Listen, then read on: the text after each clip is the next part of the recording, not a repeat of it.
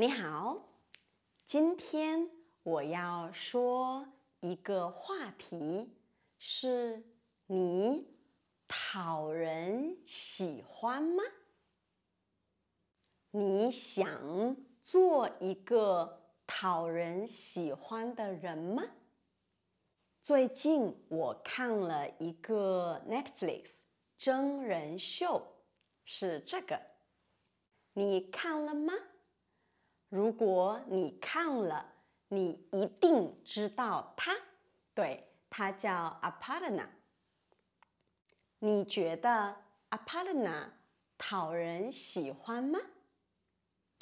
一开始我觉得，我不喜欢他，我觉得他有一点点凶，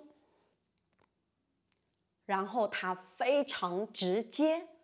所以我觉得，如果是我有一点点怕他。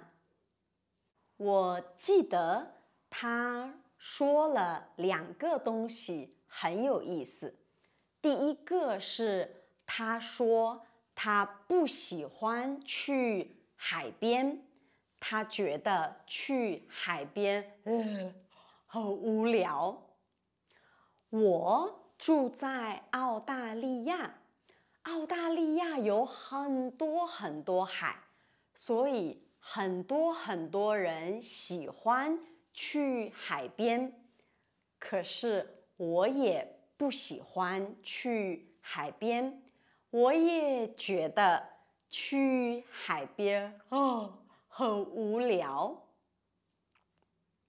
可是如果我和一个人第一次见面，我不会说去海边很无聊。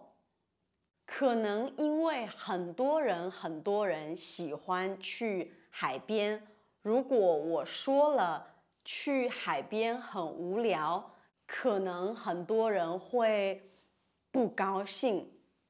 对，所以我觉得他直接说他不喜欢去海边，非常有意思。第二个是有人问他，你喜欢你的工作吗？他的工作是一个律师，我觉得。他说，不太喜欢。我觉得也很有意思。如果我不喜欢我的工作，我会直接说吗？我觉得不一定。对，所以我觉得他很有意思。还有一个是他去参加了一个采访，然后采访的时候，他的狗一直他的狗一直他的狗一直叫可是我觉得他没有说对不起，不好意思，我的狗很吵。我觉得如果是我一定会说不好意思，我的狗很吵，我可能会把我的狗放在别的房间。可是他好像没有说，我觉得很有意思。可能他不喜欢道歉，可能他觉得这不是他的问题。你呢？如果是你，你会说不好意思，不好意思，我的狗很吵吗？我觉得在中国的文化里，讨人喜欢是一件非常重要的事。我从小到大，我都觉得我是一个比较讨人喜欢的人，因为我非常开朗，我喜欢说话，我一直巴拉巴拉巴拉，我一直喜欢说话。如果我去一个叔叔阿姨的家，我一定会问你要我帮你吗？你要我帮你洗菜吗？洗碗？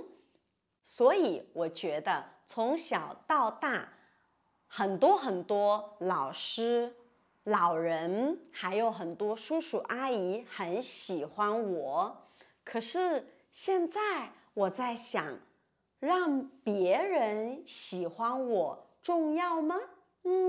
可能不那么重要。你呢？你觉得讨人喜欢重要吗？你觉得讨人喜欢重要，还是自己高兴更重要？留言告诉我，谢谢，我们下次见，拜拜。